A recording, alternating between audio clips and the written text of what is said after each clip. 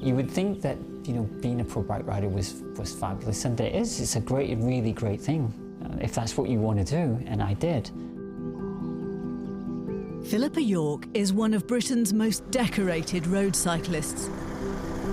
A climbing specialist, she was the first British rider to win a major Tour classification, securing the mountain prize in the 1984 Tour de France. I kind of remember what it felt like, you know, in terms of physical and kind of stress, but I kind of separated myself from that. So that the person I am now is a very different person to who competed. Pewter jersey, 80 to 85, during 84 mountain classification. Most of the year I would just turn off my emotions. So then I would come across as a really kind of cold and quite brutal person. Just because what I was doing had no place for that level of kind of personal feelings.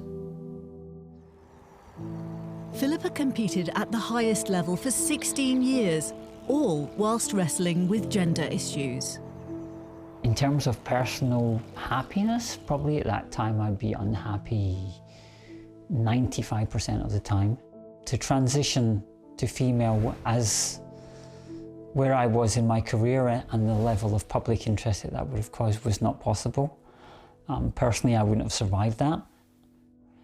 As I went through my career and I got into my kind of mid-30s, the gender issues started coming up more and more because then they don't go away.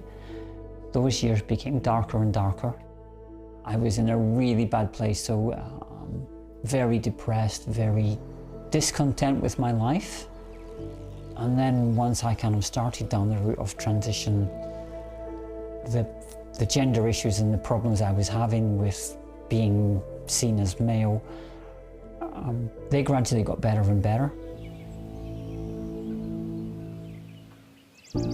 Philippa had stepped back from the spotlight, fueling often insensitive media speculation both during and after her gender transition.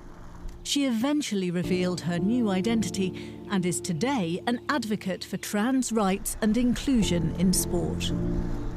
The problem with the arguments put against trans people being involved in sport are based on saying that the average man is stronger than the average woman. Everybody understands that. However, the average man doesn't transition.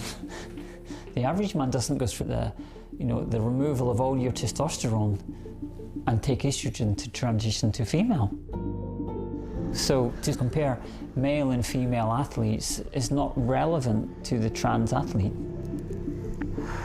As an athlete, all you want to be is competitive. The whole point of competition is measuring yourself against somebody else, with other human beings. It's not to dominate them.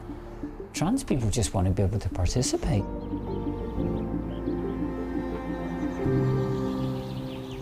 I'm integrated into the female world, and that gives me a level of kind of joy. 95% of the time I would be unhappy with who I was, whereas now I'm happy with who I am for that 95%, and the 5% where I'm unhappy is just the kind of general life stuff of getting old and wrinkles and, you know, kind of aches and pains and that kind of stuff.